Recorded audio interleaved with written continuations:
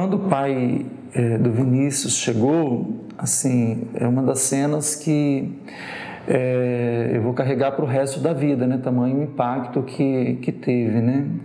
Ele se desesperou, ele se culpava pela morte do filho, né? Meu filho, o que eu errei, né? Eu te dei tantos conselhos, por que você entrou nessa vida, né? O que eu deixei de fazer por você, né? Meu Deus, por que isso foi acontecer com o meu filho, né?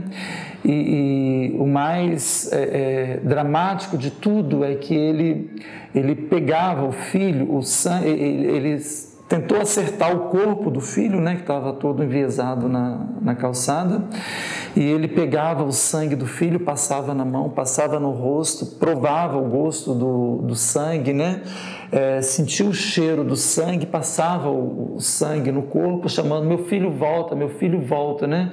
Então, assim, o desespero, o lamento de um pai desesperado, né? E eu fiquei pensando assim, se não é esse o mesmo sentimento que Deus tem quando vê os seus filhos e filhas tombando dessa forma tão cruel, tão degradante, tão desumana.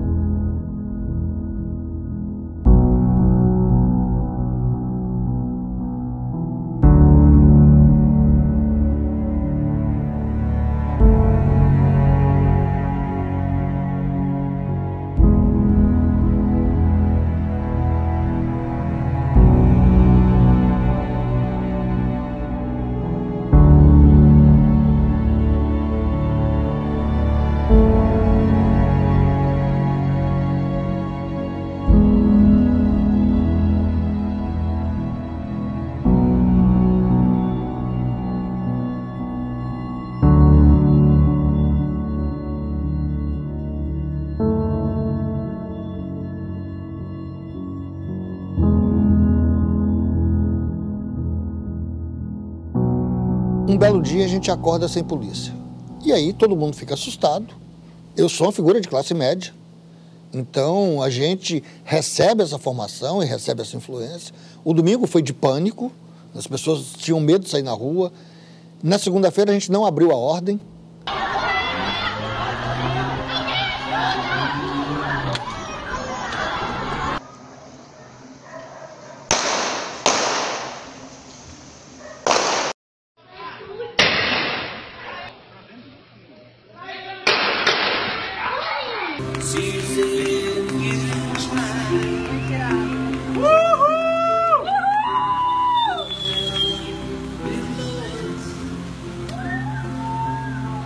Passou em casa e disse pra mãe, prepara um miojo que eu já estou voltando. O miojo é rápido, né? Só vou aqui, quero jantar miojo hoje. Vou comer só um miojo, não vou jantar não. Eu tô indo aqui e volto. A mãe entrou em desespero, filho, não vai, tá tendo tiroteio na cidade, tá tendo greve de polícia, não vai, meu filho. E eu pedi a ele também que não fosse. Falei, Pedro, vem pra casa. Não, pai, eu vou ali rapidinho, já volto. Não, Pedro, tá tendo tiroteio. Não, pai, eu vou ali. Estão fazendo um... Aí eu fiquei sabendo pelo coleguinha dele, estão fazendo um arrastão.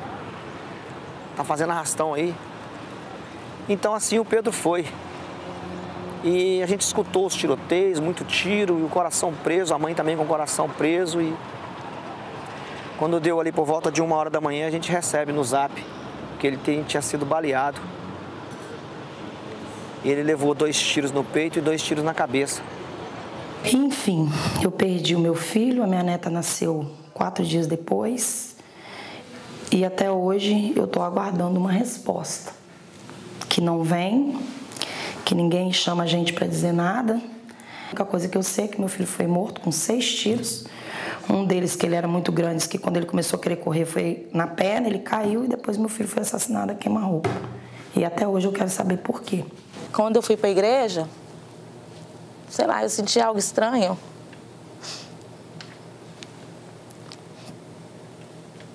E aconteceu umas, assim, parece que um pessoal invadiram o bairro.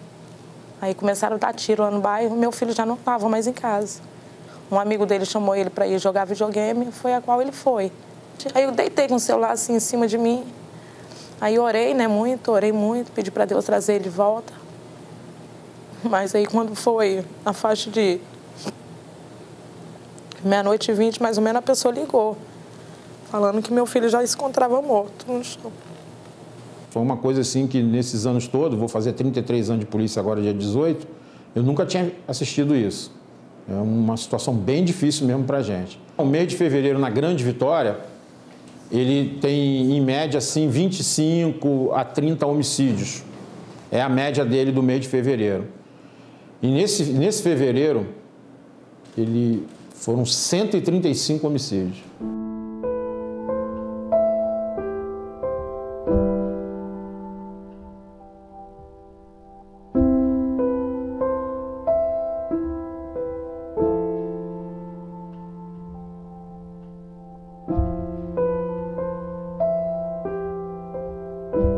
Mas foi assim, uma semana de muitos conflitos, de muitos tiroteios, né, de muitas vidas que se perderam. Mas nada diferente do cotidiano das periferias de Vitória, né, que há décadas sofrem com as ausências das instituições, né, do poder público de uma forma geral, que criminaliza os pobres pela violência, mas na verdade não desenvolve nenhuma política adequada para a inclusão social e para diminuir, né, os impactos que a violência tem na vida das pessoas, né? As vítimas foram majoritariamente da periferia, da favela, os jovens negros, pobres e, sobretudo, aqueles que tiveram algum tipo de passagem pelo sistema socioeducativo. Em grande medida, são jovens com passagem no sistema, mas também, em quase todos os casos, pelo menos daquilo que a gente pôde ver, esses meninos tiveram um processo, algum tipo de reprovação escolar. E para um jovem, uma reprovação escolar é sempre algo que marca profundamente. O Pedro, ele nasceu aqui, em Guarapari, e estudou aqui também, né? E depois dos 13 anos de idade, ele se envolveu com más companhias e não conseguiu mais ter rendimento bom na escola e ficou muito difícil, porque eu vi que o rendimento dele da escola caiu muito, então ele se envolveu com droga logo muito cedo. Ele então cresceu muito, ficou um menino, né, alto, com 1,70 m de altura. E na escola ele não conseguia mais ir frequentar, porque só estudava menino pequeno lá na classe dele. Então ele se revoltou, parou de estudar, provou várias vezes, né?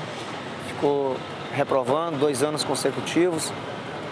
E então, depois aí a gente perdeu o controle, ele foi parar, foi preso,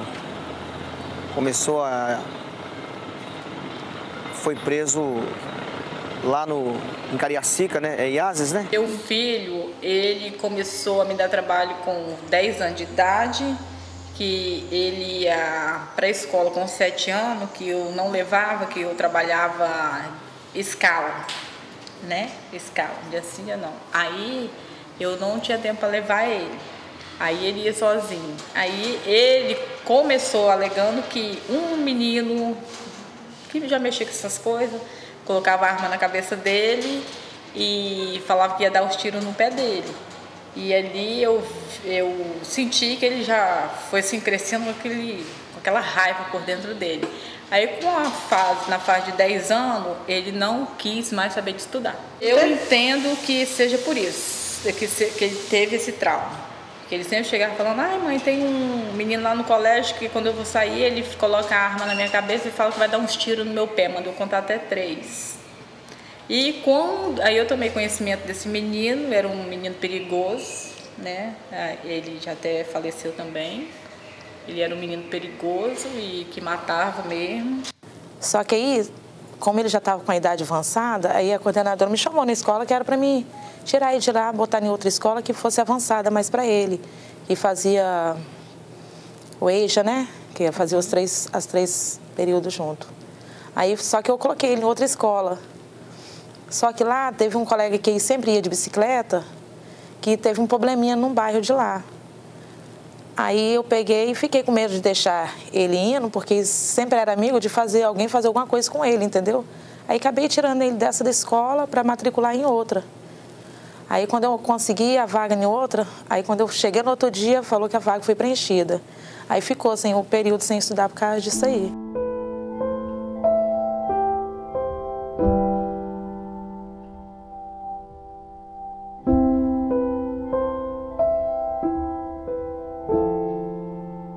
Qual a política efetiva que você tem de ressocialização nesse país e nesse Estado? Nós não temos política social nesse Estado. Sabe, não adianta dizer que você tem política social quando você fecha o DPJ de Alegre, sabe, você fecha o plantão do DPJ de Alegre, obriga a população de Alegre da região a se deslocar até Cachoeiro e só abre por força de decisão judicial.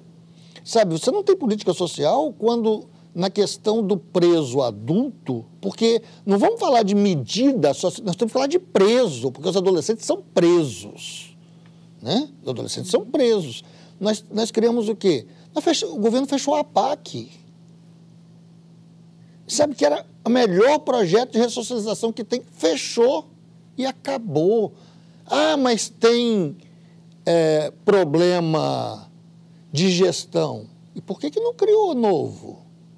Não, fechou. Isso mostra o descompromisso com qualquer política efetiva de ressocialização. Quando você tem cerca de 1.000 internos nesse Estado e menos de 50 vagas de semi-liberdade, alguma coisa está errada.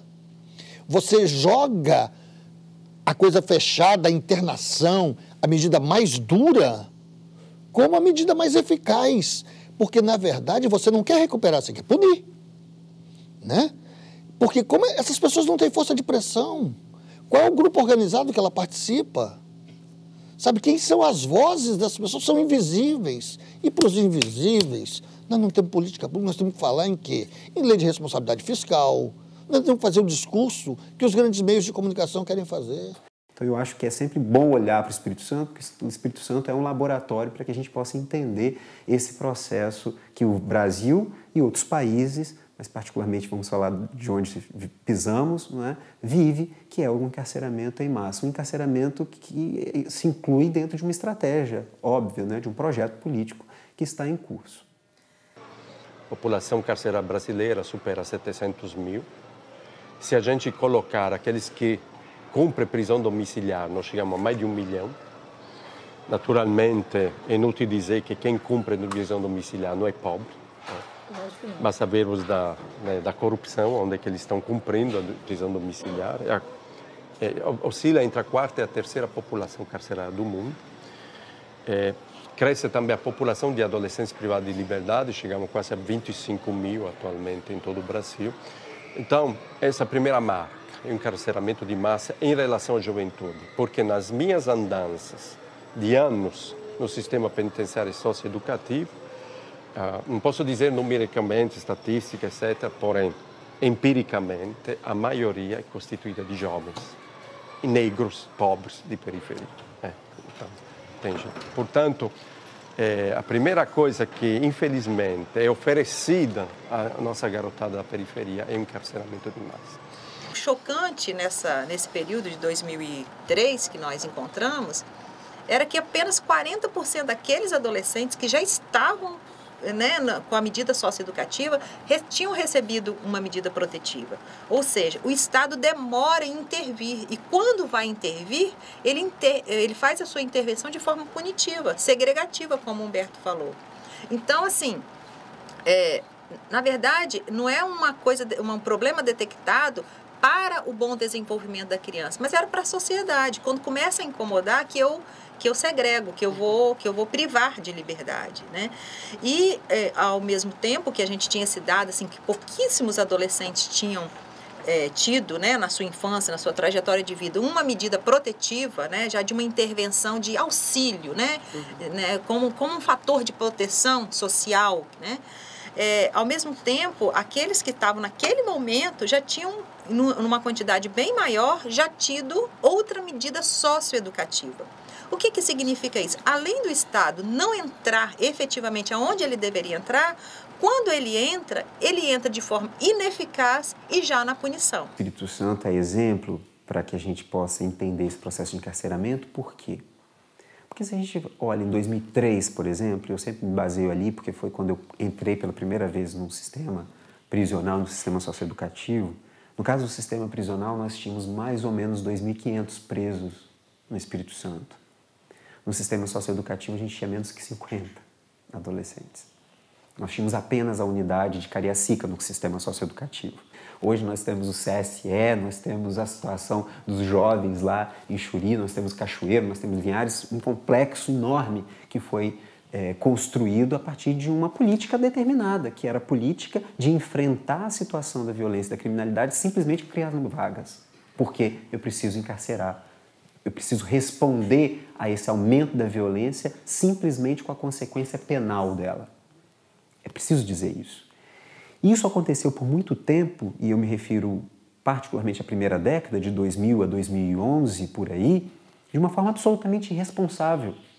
Porque se o Estado opta claramente, como optou e como continua optando, por responder à questão social como se fosse uma questão penal, se o Estado opta claramente por intervir sobre essa questão, simplesmente prendendo negros e pobres e miseráveis, que minimamente seja responsável construindo vagas para isso.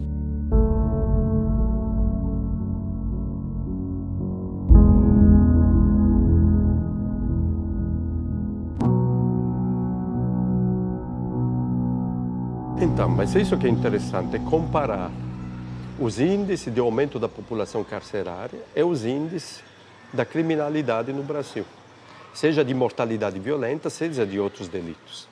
Então, quando a gente vai comparar esses dados, a gente vai perceber que crescem paralelamente. Não há uma inversão desses dados, né? Cresce a população carcerária, portanto, todo mundo esperava que ia diminuir o índice de criminalidade no país. Na realidade, a gente assiste que mais aumenta o número dos encarcerados e mais aumenta, talvez num ritmo mais vertiginoso, os delitos. Hoje, nós temos realmente mais unidades de internação do que unidades de semi-liberdade. Na realidade, o sistema socioeducativo, ele deveria funcionar com base no meio aberto e na liberdade assistida. O menino fica solto com uma pessoa que vai lhe orientar, dando-lhe condições e acesso a serviços para que ele se reintegre socialmente. A medida socioeducativa por excelência é a liberdade assistida. Passou da liberdade assistida, nós estamos falando de meio fechado. O ideal é que fosse a semi-liberdade como prioridade, para respeitar a internação como última solução. Quando nós temos apenas 2 casas de semi-liberdade para o gênero masculino e na Grande Vitória, nós excluímos da semi-liberdade todo o interior e todas as pessoas do gênero feminino. Não só o encarceramento, como qualquer estratégia de endurecimento penal, como aumento de penas, né? Como um tratamento mais rigoroso em termos da própria execução penal, ou no caso do sistema socioeducativo, como a elevação do tempo de internação dos adolescentes ou a redução da maioridade penal. Todas as pesquisas, e é importante que a gente diga isso, ninguém está falando de senso comum, porque isso é o que diz o senso comum, todas as pesquisas indicam o contrário, especialmente na realidade brasileira. Quando a gente olha para o sistema prisional e para o sistema socioeducativo e a gente vê ali um processo de quase que socialização para o crime. O que acontece hoje no nosso sistema prisional e no nosso sistema socioeducativo é que esses meninos e esses jovens, ao entrarem para esse sistema, ao contrário daquilo que se apregoa, como se fosse um processo de ressocialização, o que eles têm é uma socialização perversa. Uma socialização que eles não tiveram aqui fora e por isso foram arrastados para o crime, e quando adentram ao sistema, eles são socializados. É importante dizer isso, né? Há uma socialização ali. Mas essa socialização é uma socialização perversa, uma socialização que faz com que eles saiam dali e subam o degrau na criminalidade. Não é uma piada dizer que entra como ladrão de galinha e sai como um assassino com requinte de crueldade, inclusive. Porque se a gente pegar todos os esquartejamentos, todas as mortes violentas que aconteceram no sistema socioeducativo e penitenciário aqui do Espírito Santo, com certeza a gente tem a certeza, a prova que efetivamente aquele sistema era desumanizado. Não tinha nenhuma condição de humanizar. E assim, dessas situações foram se multiplicando e a gente percebia qual era a nossa tragédia, que não tínhamos resposta local. Me lembro de uma cena quando vi mais de 50 pessoas, 50 homens naquela oportunidade, com as nádegas derretidas porque tinham ficado o dia inteiro no sol, sentados, na quadra quente, como forma de castigo, porque teriam pedido durante horas a água, porque o presídio estava sem água e eles, num calor infernal, pediam, portanto, água, não deram a água e, como corretivo, deixaram esses homens sentados na quadra quente, debaixo do sol, até as suas nádegas derreterem, a carne derreter. E quando eu vi aquela cena, a única coisa que eu pensava era como essas pessoas vão sair daqui. Quem teve uma nádega derretida por um agente prisional vai sair, vai olhar para a sociedade de que maneira? Vai agir com educação, vai parar no sinal e pedir para você, por favor, você teria R$1? Eu estou com fome, eu estou desempregado. Eu tive as nádegas derretidas no sistema, mas eu queria solidariedade da sua parte. É óbvio que não vai ser isso. E aí, quando aparece um tiro, a gente não consegue compreender, não é, o processo que está por trás desse tiro. Então, é óbvio que as políticas de embrutecimento, de endurecimento, de maior tempo, sobretudo num sistema medieval como nós temos no Brasil, só acarretará maior violência, maior criminalidade. E especialmente no caso dos adolescentes, considerando a fase que estão vivendo, né? Uma fase em que há um desenvolvimento a ser construído, garantido. Então, se eu não tenho base nenhuma, não é, de socialização diferente, e se eu, portanto, formo esse cidadão nesses anos fundamentais para o desenvolvimento humano desta maneira, com violência, com violação de direitos, eu não posso esperar dele outra coisa, senão que haja também em relação a todos nós com violência, com brutalidade.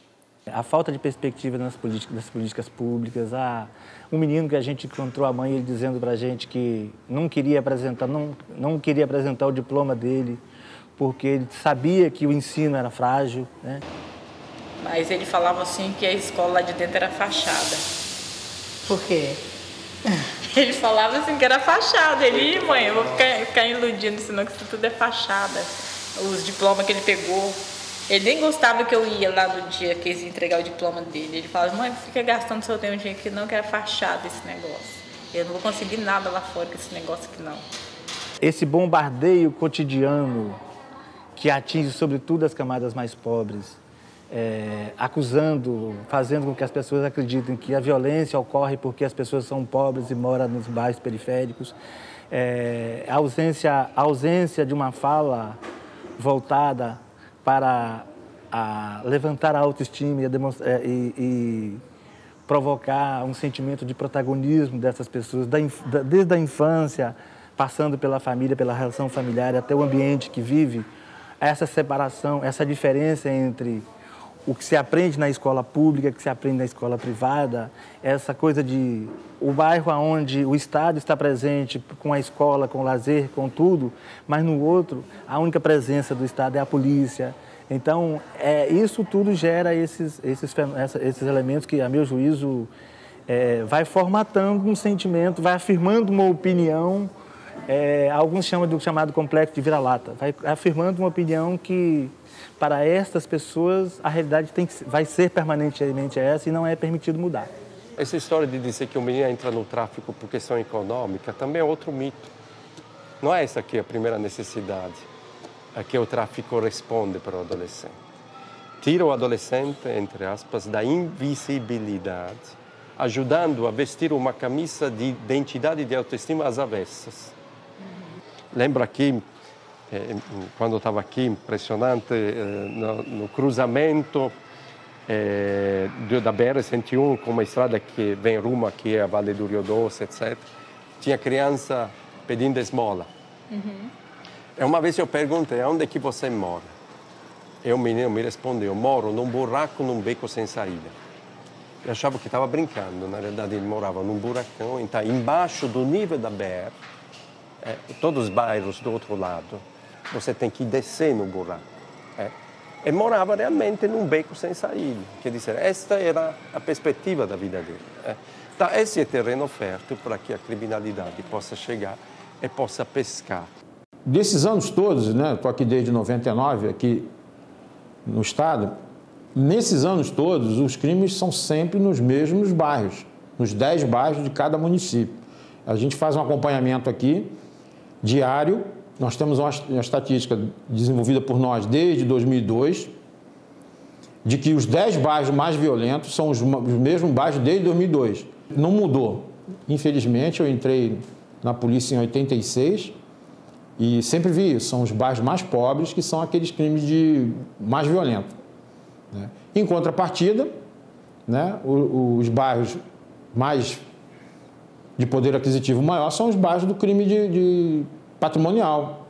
É comum a exclusão social, né? E a indústria da violência que dá muito dinheiro, né?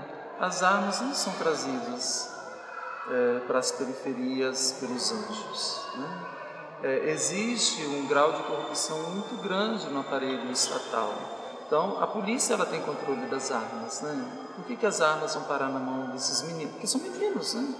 É uma miríade de crianças armadas e que tocam terror muitas vezes aí nas ruas, né? Então, assim, eu acho que uma questão é a corrupção, né?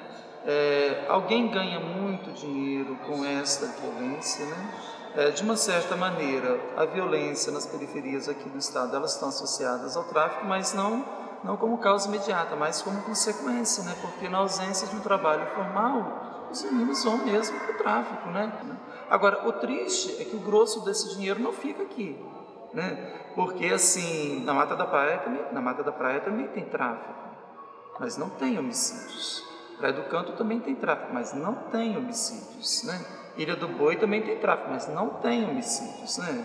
Os usuários da droga que circula da periferia, a droga que circula da periferia não é consumida aqui, mas nos gabinetes, nos tribunais, nos palácios, nos consultórios, né? Nos escritórios. Agora, quem morre são os pobres. Quem morre no Espírito Santo são os filhos dos pobres, os filhos dos negros, os moradores de periferia.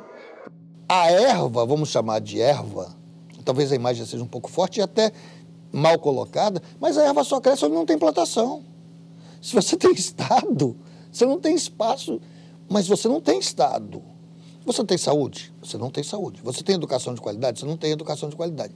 Você tem, assim, escola não sei o quê. Aonde? Quantas? Quanto por cento isso representa? Quanto representa isso de investimento efetivo? Sabe, então, é mais ou menos como eu pintar um belo quadro para eu expor para a minha visita que chega. Mas, em compensação, todo o resto da casa está jogado às traças. Mas, se não fossem egressos, se fossem de classe média, a greve terminaria no dia seguinte. Então, existe uma licença para matar no Espírito Santo e um cinismo muito grande por parte da população. Porque bandidos por bandidos, olha, a bandidagem ela é muito democrática, né? Ela está em toda parte. Agora, só quem morre são os bandidos pobres, né? Porque os outros não são, né? É incrível, né? Um senador dizer para outro senador: eu não faço nada de errado, eu apenas trafico. Então, o tráfico para senador é permitido e para os meninos da periferia não é permitido? Que país é esse? Né? Que sociedade é essa? E que cinismo é esse que nos move enquanto pessoas, enquanto instituições? Né? Porque enquanto a violência está acontecendo na periferia, todo mundo fecha os olhos, né? Mas quando ela atinge os bairros de classe média e classe alta, aí a história é outra, né? Eu lembro que uma vez, foi justamente na Unis, nós entramos como pastoral, fizemos um grupo, né, para fazer uma reflexão junto com os adolescentes, mas um menino ficou apartado. Então eu sentei do lado dele no chão, eu perguntei, e fazia pouco tempo que ele tinha entrado na unidade, né? Era até aqui do município de Serra. Eu fui perguntando o que tinha acontecido, ele disse: Padre Xavier, quando eu era criança e apanhava feito bicho, meu pai me colocava no sal para as minhas feridas queimar mais ainda. Eu gritava, pedia socorro. Escutava os vizinhos que diziam: não vai se meter não, não é problema nosso. Vai arrumar encrenca. Tipo marido e mulher discutindo os vizinhos. Então ninguém me socorreu, ninguém nunca vai. Ia para a escola, muitas vezes me expulsava da escola, mas ninguém ia lá me defender na escola. E assim, foi listando uma série de descuidados com a vida dele. Quando eu decidi de pegar um revólver e de fazer um assalto, e fui na Bahia, roubaram uma mansão, e na fuga eles empreenderam fuga num barco. Eles foram me buscar de helicóptero. Se tivesse me socorrido antes, nem precisava antes ter me socorrido com helicóptero, mas se tivesse atendido aos meus pedidos de cuidado, provavelmente eu não teria chegado aqui. Desde quando ele começou a entrar, eu procurava o conselho tutelar e nunca tive resultado. Só uma pia lá, ó, até hoje me mostra de coisa dele que eu ia, ele fez isso, ele tá assim, eu pedi ajuda e nada. É muita pouca oportunidade, a gente não tem condições, que tudo é no dinheiro, né? A gente às vezes não tem condições de pagar uma passagem para um filho ir fazer um curso fora, estudar num lugar fora, né? É dificultoso, né? Igual aquela época eu estava sem nada, pagando aluguel, às vezes desempregada para dar conta de 7 filhos e pagar aluguel e às vezes encontro uma faxina. Aí foi muito difícil. Aí, e ele sempre, assim, eu penso que ele entrou nessa vida assim, sempre querendo me ajudar mais. Sempre querendo me ajudar, mas tem uma coisa que eu nunca aceitei, dinheiro dele. É porque vive num contexto de falta absoluta de cuidado. E não pode se responsabilizar os pais simplesmente, como muitas vezes acontece. Coloca filho no mundo e abandona.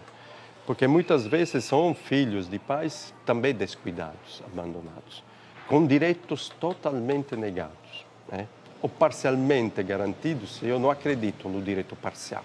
O direito é total, integral. Às vezes a gente brigou até várias vezes com pessoas que diziam: você só enxerga o meio copo vazio e não enxerga o meio. Não, em chave de direito essa comparação não combina. Eu não posso dizer, meio copo cheio porque te garanti alimentação, mas depois eu te espanco, ou eu não te garanto os outros direitos, a convivência familiar. Não, eu quero todos os direitos, eu quero integrá-los. Por isso que o conceito de vulnerabilidade ou de risco precisa tomar muito cuidado. Eu brigo até com as entidades da sociedade civil. Não é questão moral, moralista, porque os pais são irresponsáveis, porque o pai bebe, a mãe usa droga, porque está na prostituição. Não, é a negação do direito humano. E é considerado como uma favela, né? Você não encontra nada assim que enche os olhos deles, né, ali. Igual ele, como ele se envolveu muito novo, ele não podia ir em regiões, corria risco em outras regiões também. E lá também, do lado de cá, nossa, como eles falam na linguagem deles, eles não podiam descer para o lado de lá que tem projeto, tem esse negócio, ele não podia participar dessas coisas. Né? Estudar mesmo no bairro é difícil, quem mora lá de cá e tem envolvimento tem filho, tem parente que tem envolvimento com ex lá embaixo, é difícil até para estudar. Eu tive que tirar minha filha do colégio, depois que ele faleceu. Por quê? Por causa desse negócio aí, porque eles estavam indo lá na escola ameaçando quem fosse parente das pessoas lá de cá, que fosse envolvido, que eles iam entrar na escola e matar. Aí eu tive que trocar a minha filha, tive que mandar o outro embora, morar com o pai dele. E a outra eu tive que tirar da escola e colocar numa escola aqui em Carapina. Para cá, pro lado de cá, logo na chegada do bairro, que a gente vive, né? Assim, não tem nada de oportunidade. Essa oportunidade é lá para baixo e as pessoas não podem participar, né? Às vezes a gente não pode nem ir no posto médico, porque é difícil, né? Quando eles estão revoltados. Assim, depois eles acalmam, mas tem época que eles são revoltados, não pode ver ninguém lá embaixo que coloca para trás. Aí arrisca até matar, né? Essas pessoas que são torturadas no sistema prisional, elas saem de lá, saem desse sistema num nível abaixo da dignidade. Eu diminuindo a dignidade dessas pessoas, eu não posso esperar que elas me tratem com dignidade, que elas tenham respeito por mim, que elas me vejam como um semelhante. Não vão ver. E aí na esquina, ao encontrar com um filho meu, com um irmão, com a minha mãe, eu não posso esperar dela uma outra coisa senão a violência, a brutalidade. Porque o sistema embrutece, o sistema torna essas pessoas, não é, menos humanas. Porque o que nós dizíamos normalmente à população que nos criticava? Quem paga o sistema socioeducativo, como quem paga o sistema carcerário? São os impostos. Então, todos os cidadãos são acionistas do sistema socioeducativo e penitenciário. Então, por exemplo, quando nos questionava, vocês querem que os meninos comem lasanha? Eu falava, não, nós não queremos. Porém, nós queremos saber quanto custa o marmitex que os meninos recebem. Se custa R$10, deve valer R$10. Agora, se custa R$10 e o valor real é de R$1, significa que alguém está roubando R$9 em cima daquele marmitex. Então, nós dizíamos, nenhum acionista gostaria que seu investimento fosse a perder. E, sobretudo, no caso do sistema penitenciário socioeducativo, ninguém de nós gostaria que o investimento fosse para criar monstros que depois, saindo de lá, voltaria a agredir com requinte de crueldade a sociedade que investiu, que se esforçou, que lutou para aquilo. E é interessante que, por esse argumento, a gente conseguiu começar a criar um certo consenso, que a gente não tinha nenhuma intenção de defender o ato infracional em si, mas de acreditar que a pessoa fosse muito mais do que o ato infracional. Portanto, de investir mesmo nesses adolescentes para que pudéssemos ajudá-los a ressignificar suas próprias vidas e aí começar uma história diferente. Uma coisa que fica marcada para mim é como que a gente seleciona determinados adolescentes e que é assim, um determinado perfil que é, de fato, selecionado dentro da sociedade desde a sua adolescência para ser submetido às situações, enfim, às medidas e às políticas mais fortes e mais pesadas que o Estado nos submete, né? Então, quando você pega o sistema socioeducativo, acaba sendo no primeiro momento, esse adolescente ele vai continuar rotulado, ele vai ser sempre tido, primeiro, como menor e, segundo, como menor infrator. E quando ele fizer 18 anos, ele é já um bandido e é entendido como um delinquente, com uma carreira criminosa. Ele continua rotulado, ele vai para o sistema criminal, ele vai para o sistema penal, né, de adultos de modo geral. Isso quando não, né, e que são o que os dados mostram para a gente também, quando não são mortos, né? Então, no final das contas, você tem um processo de seleção desses adolescentes, de segregação mesmo, né? O que fez com que essa garotada? E essa garotada não choveu do céu assim, não nasceu, porque encontrar o gene em forma de revólver que demonstra que o menino naturalmente nasceu para a violência é coisa de Hitler e companhia, né? Então, esse é fruto desse contexto de criminalização. Eu estava justamente ontem, né, falando com os educadores aqui dessa rede AICA ontem, numa atividade, como é fácil transformar hoje em dia o adolescente em bode expiatório da violência, quando nós vivemos numa sociedade cujo paradigma dominante é a violência. E sabe o que me chateia? Que, através da pastoral da criança, sobretudo, nós lutamos por anos para acabar com o índice de mortalidade infantil. Salvamos milhares, milhões de crianças da diarreia e de outras doenças que atingiam a infância, para depois entregar para a morte quando chega na fase da adolescência. E agora inventamos um índice de homicídio de adolescentes. É terrível. Salvamos, não para a vida, mas salvamos para que depois se tornem vítimas deste extermínio da juventude. E os dados realmente são dramáticos. Em todo o país é assim. Eu acho sempre importante a gente olhar para fevereiro como a exteriorização ou a agudização, não é, de um processo muito longo.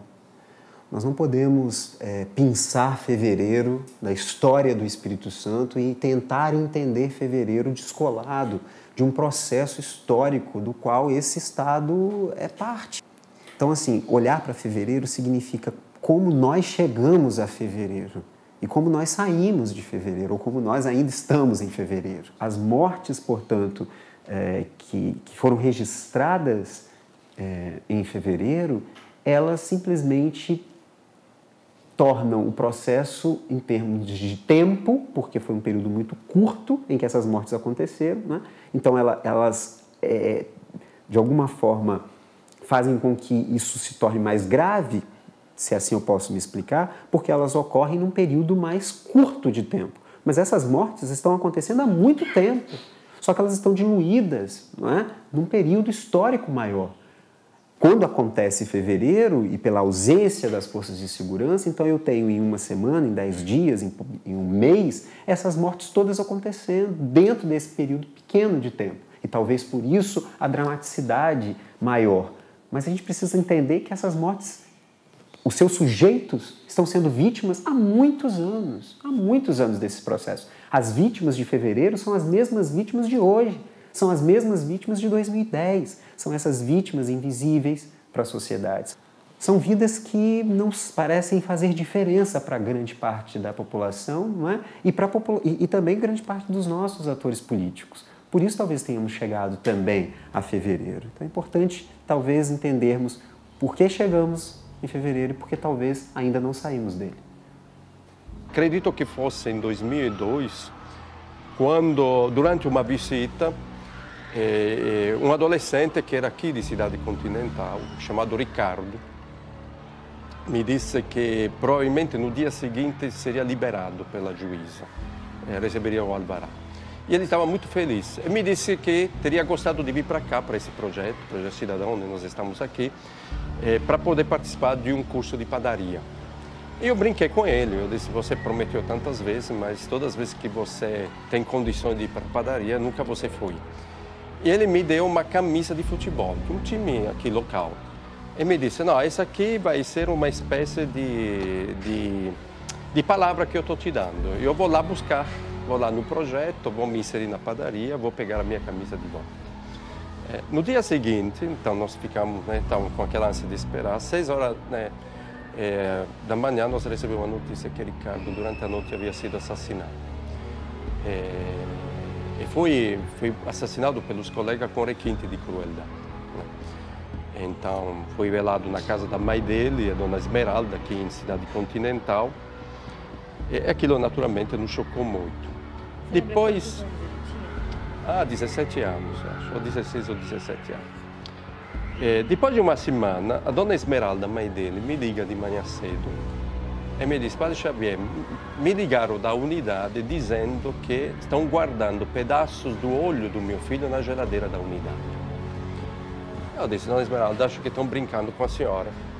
Não vai não.